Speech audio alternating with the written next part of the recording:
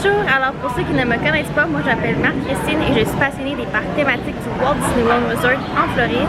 Et pour cette vidéo, on essaie le Beaches and Cream, donc c'est la première fois que je viens ici. Je suis jamais venue, toujours passée devant, mais jamais venue. Donc là c'est le temps du check-in. Alors j'essaie de loader l'application pour que mes informations arrivent, mais ça load pas.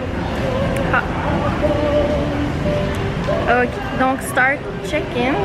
Alors 3 adultes. Next, pas besoin pour la mobilité, les allergies et si on célèbre quelque chose. Et voilà, on envoie. Donc on est check-in et on attend la notification pour se rendre au podium.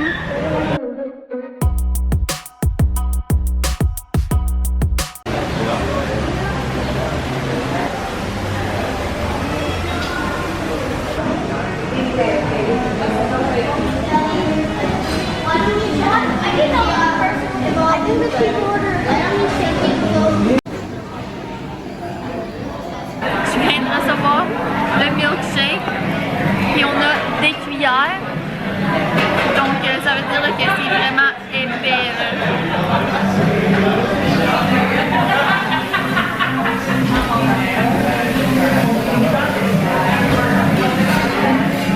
Oh wow, c'est vraiment bon.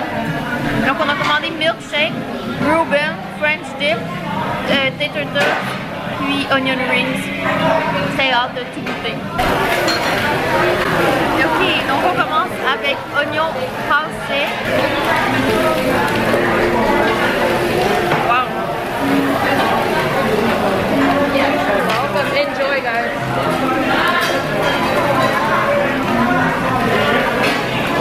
Le French dip.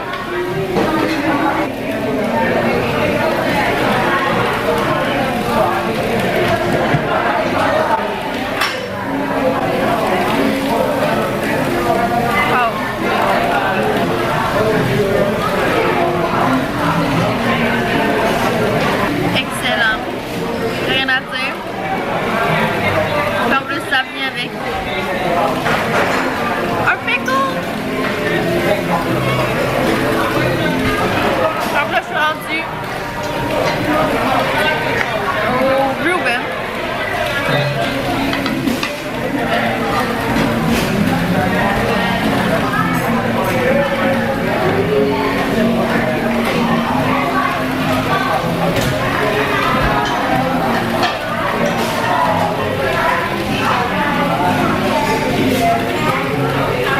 C'est tellement bon. Et là on goûte au tater tot.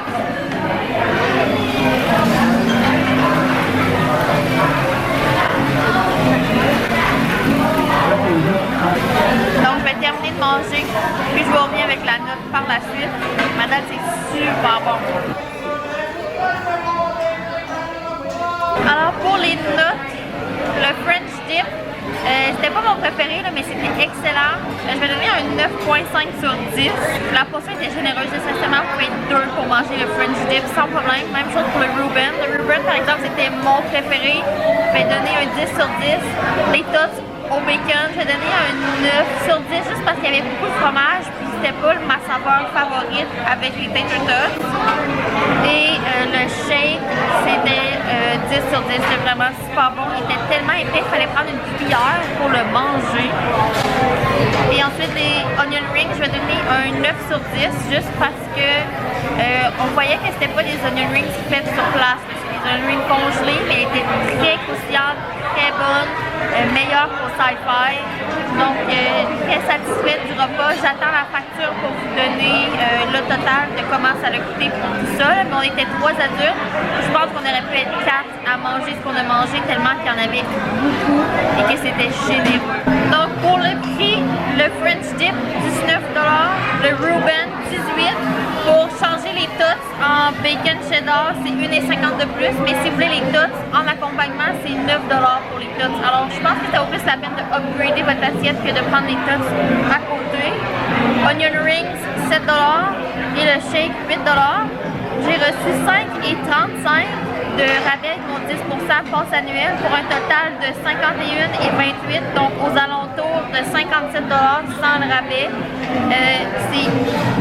C'est vraiment bon là, comme prix pour manger. Je m'attendais à ce que ce soit plus dispendieux. Puis l'option de séparer les assiettes ici, c'est un must parce que c'est vraiment gros, il y en a beaucoup.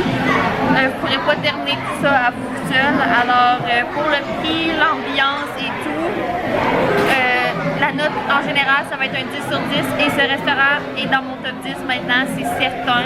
Mon top 10 qui va sûrement devenir un top 20 puisqu'il y a beaucoup de restaurants qui sont vraiment mes coups de cœur. Je vous recommande de passer là, par ici. Peut-être une journée où est-ce que vous n'avez pas de parc, ça serait une belle activité à faire de venir au Beach Club pour le visiter et manger ici. Par contre, si vous êtes dans les parcs, le plus simple, c'est soit d'être à Epcot et venir ici ou à Hollywood et venir ici puisque les parcs sont entre l'hôtel. Donc l'hôtel est ici et les parcs sont de chaque côté. Alors c'est quand même plus simple pour se déplacer pour venir jusqu'ici. C'était vraiment merveilleux l'ambiance. Et le kitchen sink, c'est 35 $. C'est un gros sundae dans un kitchen sink, donc un lavabo.